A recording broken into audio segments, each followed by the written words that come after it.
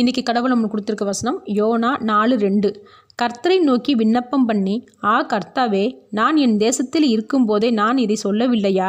இது நிமித்தமே நான் முன்னமே தர்ஷீஷுக்கு ஓடிப்போனேன். இந்த வசனத்தை கொண்டு கடவுள் நம்மகிட்ட என்ன சொல்கிறது பார்ப்போம்.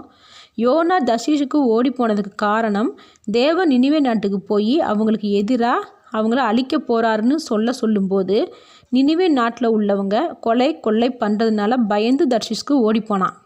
அவனுக்கு ஆபத்து வந்துடும் நினச்சி ஓடிப்போனான்.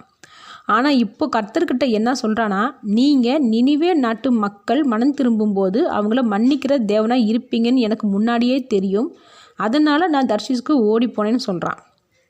அவன் பயந்ததை காரணமாக சொல்லாமல் தேவன் நினிவே நாட்டை மன்னிக்கிறத காரணமாக சொல்கிறான். நாமளும் யோனாவை போல் நிறைய தடவை செய்கிறோம்.